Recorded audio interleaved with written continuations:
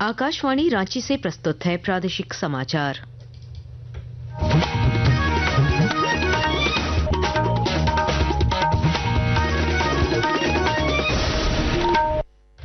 नमस्कार, प्रादेशिक समाचारों के साथ मैं कामिनी। पहले मुख्य समाचार। सुप्रीम कोर्ट ने सारंडा क्षेत्र को सेंचुरी घोषित करने के राज्य सरकार के प्रस्ताव को दी मंजूरी। सेल और वैध माइनिंग लीज प्रभाव क्षेत्र से रहेंगे बाहर।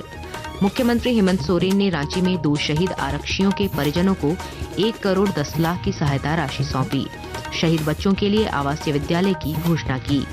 गिरिडीह में 2 नक्सलियों ने किया आत्मसमर्पण। नई दिशा एक नई पहल पुनर्वास योजना के तहत मुख्यधारा में हुए शामिल। जामताड़ा में प्रधानमंत्री विश्वकर्मा योजना पर कार्यशाला आयोजित। शिल्पकारों को व्यवसाय और ऋण सुविधा की दी गई जानकारी। और मौसम विभाग ने कल राज्य के अधिकांश जिलों में बारिश की जताई संभावना। 11 अक्टूबर से झारखंड में मानसून की विदाई होगी शुरू।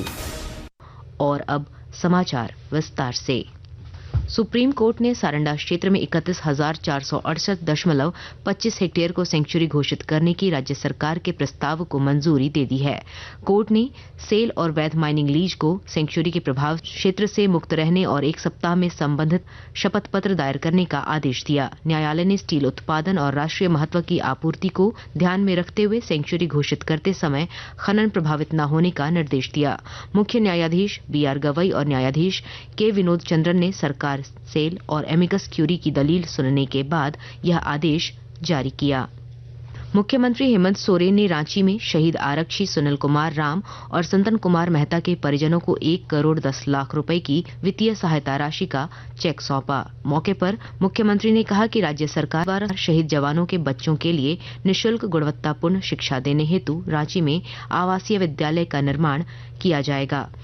साथ ही सरकार परिवार को पेंशन तथा अन्य लाभ सुनिश्चित करेगी।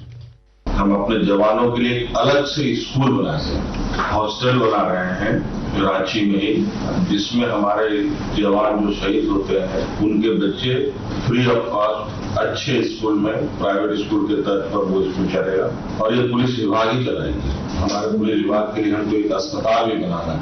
अच्छी स्वास्थ्य सेवा हम अपने पुलिस और पुलिस के परिवारजनों को हम लोग दे सकें। झारखंड विधानसभा अध्यक्ष और CPA झारखंड शाखा के सह सभापति रविंद्रनाथ महतो 68वें कॉमनवेल्थ पार्लियामेंट्री कॉन्फ्रेंस में भाग लेने के लिए बारबाडोस पहुंच चुके हैं।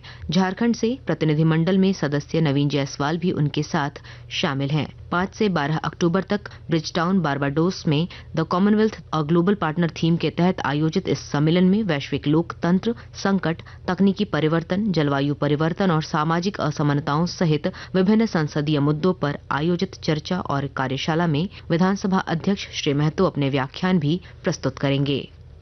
गिरिडीह जिले में CRPF बोकारो DIG अमित कुमार सिंह, गिरिडीह उपायुक्त रामनिवास यादव और SP डॉक्टर बिमल कुमार के समक्ष 2 नक्सलियों ने आत्मसमर्पण किया। आत्मसमर्पण करने वाले शिवलाल हेम्ब्रम उर्फ शिव और दस्ता सदस्य सरिता हांसदा उर्फ उर्मिला को नई दिशा एक नई पहल के तहत पुनर्वास कार्यक्रम के जरिए मुख्यधारा में शामिल किया गया। DIG अमित कुमार सिंह ने बताया कि फिलहाल पारसनाथ जोन की कमान इन दोनों के पास थी। नक्सलवाद समाप्ति की ओर है और बहुत से लोग अब मुख्य धारा में जुड़ने का प्रयास कर रहे हैं। सबसे मेरा यही अनुरोध है कि हथियार कभी क्रांति नहीं ला सकता। क्रांति हमेशा बात, व्यवहार और अपने विचारों के आदान प्रदान से ही हो सकती है। बहुत अच्छी ये झारखंड सरकार की सेंट्रल पॉलिसी है, इसका फायदा उठाइए और आप सब आइए मुख्य धारा में, जिससे कि आपका भी भला हो और समाज का भी भला हो। खूंटी में कांग्रेस के कुछ वर्ग ने जिलाध्यक्ष रवि मिश्रा के पुनर्निर्वाचन पर नाराजगी जताते हुए झारखंड प्रभारी के राजू और प्रदेश अध्यक्ष केशव महतो कमलेश के वाहन को रोककर नारेबाजी की। युवा कांग्रेस अध्यक्ष अरुण सांगा, OBC और अल्पसंख्यक मोर्चा के पदाधिकारियों ने चयन प्रक्रिया पर सवाल उठाते हुए इसे अन्यायपूर्ण बताया और जिलाध्यक्ष को अविलंब हटाने की मांग की। कांग्रेस प्रभारी के राजू ने कहा कि सभी वर्गों के प्रतिनिधित्व को ध्यान में रखते हुए प्रक्रिया पारदर्शी रही और इसी कारण रवि मिश्रा को पुनः जिलाध्यक्ष बनाया गया।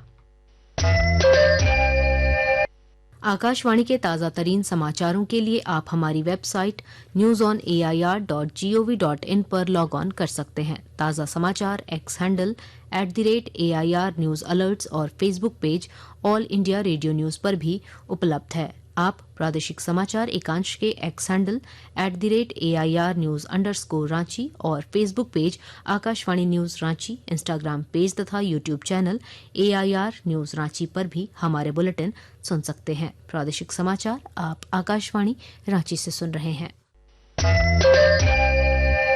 वस्तु और सेवा कर GST बचत उत्सव समाज के सभी वर्गों को लाभान्वित कर रहा है।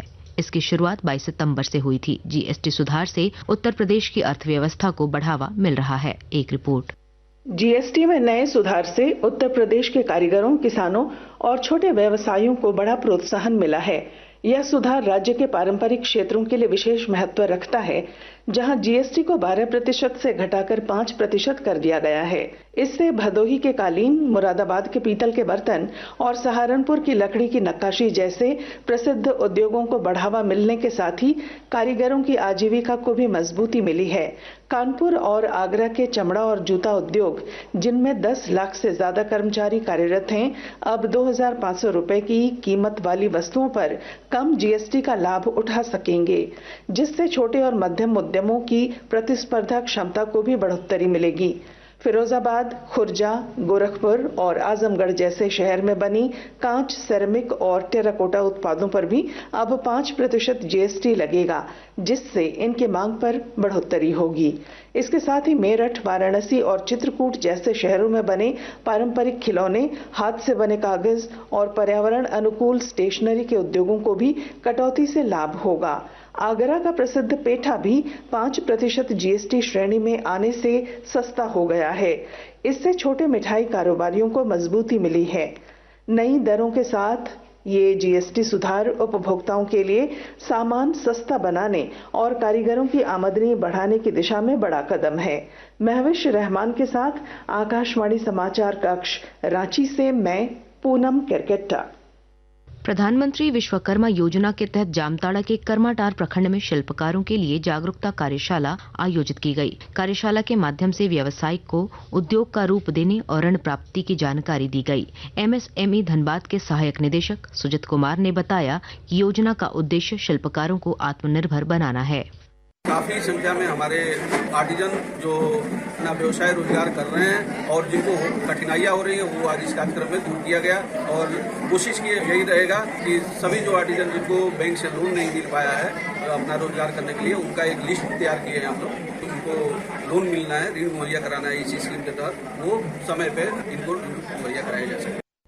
रांची के डोरंडा स्थित खुखरी गेस्ट हाउस में इप्सोवा द्वारा 16 से 18 अक्टूबर तक दिवाली मेले का आयोजन किया जाएगा। इप्सोवा अध्यक्ष शिखा गुप्ता ने बताया कि मेले के उद्घाटन के लिए मुख्यमंत्री हेमंत सोरेन और विधायक कल्पना सोरेन को आमंत्रित किया गया है। लोक नृत्य, संगीत संध्या, रॉक बैंड प्रतियोगिता, लकी ड्रॉ और बच्चों के मनोरंजन के विविध कार्यक्रम इस मेले का आकर्षण का केंद्र रहेंगे। पलामू जिले में ग्रामीणों को अब जाति, आवासीय आय प्रमाण पत्र से लेकर मैरिज सर्टिफिकेट तक की सारी सुविधाएं सीधे पैक्स से उपलब्ध होगी और जानकारी दे रहे हैं हमारे संवाददाता। ग्रामीणों को अब जाति, आवासीय आय, EWS प्रमाण पत्र से लेकर मैरिज सर्टिफिकेट तक के लिए प्रखंड मुख्यालय या पंचायत सचिवालय के चक्कर नहीं लगाने पड़ेंगे। अब ये सभी सुविधाएं सीधे पैक्स से उपलब्ध होंगी। सरकार ने पैक्स को कॉमन सर्विस सेंटर का दर्जा देते हुए ऑनलाइन सेवा उपलब्ध कराने की दिशा में बड़ी पहल की है। पहले चरण में पलामू जिले के 50 पैक्स को कंप्यूटर सेट, प्रिंटर व इंटरनेट की सुविधा दी गई है। इसके साथ ही CSC का लॉगिन और पासवर्ड उपलब्ध करा दिया गया है। जिला सहकारिता पदाधिकारी उमेश कुमार सिन्हा ने बताया कि इन पैक्स केंद्रों पर नया आधार कार्ड भी बनाया जा सकेगा और पुराना आधार आसानी से अपडेट किया जा सकेगा। जसप्रीत सिंह, आकाशवाणी समाचार, पलामू। मौसम विभाग के पूर्वानुमान के अनुसार कल रांची सहित राज्य के अधिकांश जिलों में बारिश की संभावना है। मौसम वैज्ञानिक अभिषेक आनंद के अनुसार 11 अक्टूबर से राज्य में मानसून की विदाई शुरू हो जाएगी और इसके बाद राज्य में शुष्क मौसम स्थापित होगा। अंत में मुख्य समाचार एक बार फिर। सुप्रीम कोर्ट ने सारंडा क्षेत्र को सेंचुरी घोषित करने के राज्य सरकार के प्रस्ताव को दी मंजूरी। सेल और वैध माइनिंग लीज प्रभाव क्षेत्र से रहेंगे बाहर। मुख्यमंत्री हेमंत सोरेन ने रांची में 2 शहीद आरक्षियों के परिजनों को 1 करोड़ 10 लाख की सहायता राशि सौंपी। शहीद बच्चों के लिए आवासीय विद्यालय की घोषणा की। गिरिडीह में 2 नक्सलियों ने किया आत्मसमर्पण। नई दिशा, एक नई पहल पुनर्वास योजना के तहत मुख्यधारा में हुए शामिल। जामताड़ा में प्रधानमंत्री विश्वकर्मा योजना पर कार्यशाला आयोजित, शिल्पकारों को व्यवसाय और ऋण सुविधा की दी गई जानकारी। और मौसम विभाग ने कल राज्य के अधिकांश जिलों में बारिश की जताई संभावना। 11 अक्टूबर से झारखंड में मानसून की विदाई होगी शुरू। इसके साथ ही आकाशवाणी रांची से प्रादेशिक समाचार का ये बुलेटिन समाप्त हुआ। अगला प्रादेशिक समाचार बुलेटिन कल सुबह 8:30 बजे प्रसारित किया जाएगा। नमस्कार।